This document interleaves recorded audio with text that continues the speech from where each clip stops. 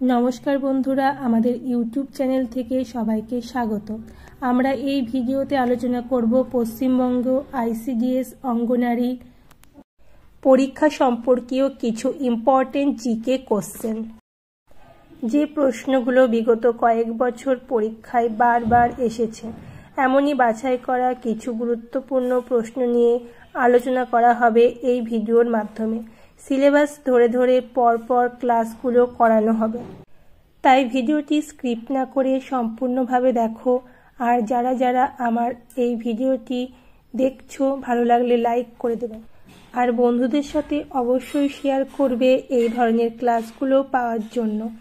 এই ধরনের আইসিডিএস অঙ্গনারী পরীক্ষা সম্পর্কীয় বাছাই করা প্রশ্ন উত্তরের ক্লাসের জন্য আমাদের চ্যানেলটিকে সাবস্ক্রাইব করে রাখবে আর বেল আইকনটি প্রেস করে রাখবে সবার আগে এই আইসিডিএস সম্পর্কীয় ক্লাসগুলি পাওয়ার জন্য।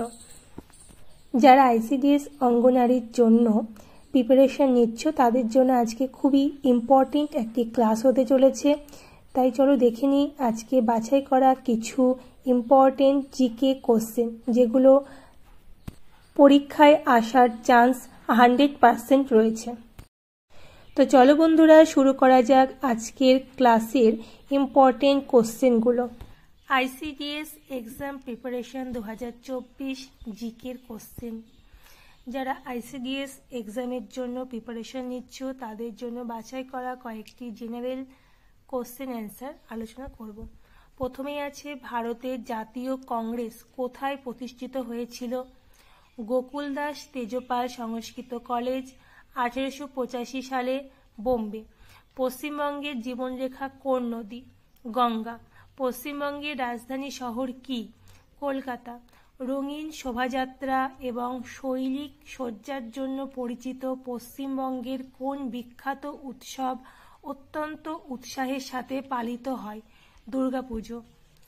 বাংলার নোবেলজয়ী কবি কে? তার রচনা গীতাঞ্জলির জন্য পরিচিত। রবীন্দ্রনাথ ঠাকুর। 1913 সালে তিনি গীতাঞ্জলি রচনা করেন। কলকাতার কোন ঐতিহাসিক নিদর্শন ভিক্টোরিয়া মেমোরিয়াল নামে পরিচিত? Victoria Memorial. ঐতিহ্যবাহী বাংলা নববর্ষকে কি বলা হয়? পয়লা বৈশাখ। কোন বাংলা পলিম্যাথ বঙ্গীয় রেনেসাঁর প্রধান ব্যক্তিত্ব ছিলেন এবং ভারতীয় স্বাধীনতা সংগ্রামে তার ভূমিকার জন্য পরিচিত? রাজা রামমোহন রায়। তিনি সতীদাহ প্রথা এবং ব্রহ্ম সমাজ প্রতিষ্ঠা করেছিলেন। কুটির পনির থেকে তৈরি এবং প্রায়ই উৎসব অনুষ্ঠানের সাথে যুক্ত ঐতিহ্যবাহী বাঙালি মিষ্টি কি? সন্দেশ। কোন বাঙালি উৎসব দেবী লক্ষ্মীর পূজা জড়িত এবং সমৃদ্ধি সম্পদকে স্বাগত জানাতে উদযাপিত হয়? দিওয়ালি। ম্যানগ্রোভ বনের জন্য বিখ্যাত সুন্দরবন কোন বিপন্ন প্রজাতির আবাসস্থল? বেঙ্গল টাইগার। কলকাতায় জন্মগ্রহণকারী ভারতের প্রথম মহিলা প্রধানমন্ত্রী কে ছিলেন? ইন্দিরা গান্ধী। পশ্চিমবঙ্গের প্রধানত কোন ভাষায় কথা বলা হয়? বাংলা ভাষায়। বিখ্যাত কবি ও বিপ্লবী কাজী নজরুল ইসলামকে প্রায় ড্যাশের বার্ড বলা হয়? স্বাধীনতার বার্ড বলা হয়, কারণ কাজী নজরুল ইসলাম একজন বিদ্রোহী কবি ছিলেন। কোন নদী পশ্চিমবঙ্গ ও বাংলাদেশের মধ্যে প্রাকৃতিক সীমানা তৈরি করে? তিস্তা। রাতের আকাশে কোন গ্রহকে লালচে দেখায়? মঙ্গল গ্রহকে লালচে দেখায়।